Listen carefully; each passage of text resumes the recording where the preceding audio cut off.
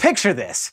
You're at the grocery store and you just want to go home and make dinner, but you're stuck in line and the guy in front of you is pulling out his canned goods like he is not in a race, some kind of snail man, and there's a person in front of him who's having a problem with their check. It's taking forever, and the other lines are just as bad. We've all experienced this form of purgatory. Waiting in line can be so unbearable that many people will pay hundreds of dollars to avoid it, whether it's at the airport or for a ride or a roller coaster. But even though we all hate waiting, the frustration isn't necessarily because of how long you have to wait. It's how you experience the waiting that matters, how you think about waiting and how you spend the time. So there are ways to make waiting feel less awful. Psychologists and operations researchers, for instance, have discovered that if you're bored, that wait is gonna feel a lot longer. In one experiment, a bank in downtown Boston installed a Times Square-style news ticker to try and bump up customer satisfaction. The average wait time actually increased slightly compared to when the bank didn't have the ticker,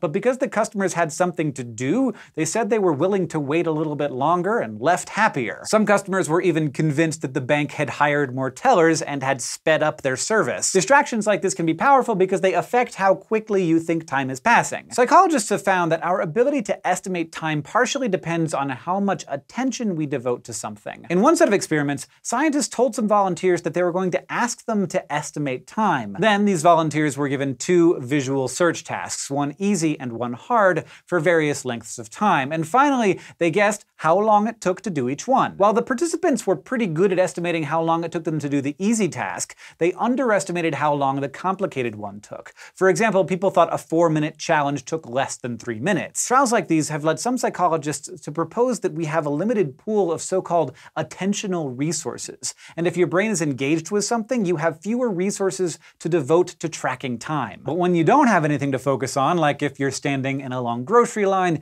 your attentional resources are focused on time passing, and that makes time seem like it is going very slowly. Even though we have these hypotheses, neuroscientists don't know much about what your brain is actually doing. It's possible that all brain tissue is involved in sensing time, although your right parietal cortex may be especially important. People with damage to this part of the brain make mistakes when they estimate short amounts of time. Now, because our perception of time depends on what we're doing, companies have figured out that they don't necessarily need to cut down on wait times to keep customers happy. Sometimes they could do some counterintuitive tricks to take advantage of what we know about the psychology of waiting. The Houston airport, for instance, was getting a lot of complaints from passengers that it took too long to pick up stuff at the baggage claim. So the airport actually moved their arrival gates farther away from the baggage claim so that passengers would have to walk farther to get there after landing. And you would think that people would be upset about the longer walk, but they weren't, and it kept them occupied. By the time they made it to the baggage claim, they only had a few minutes of waiting left. The number of complaints dropped even though the total wait time had not changed at all. Waiting can also be made less miserable if you have some heads up about it. One business school experiment back in 1999, when the internet was tortoise speed,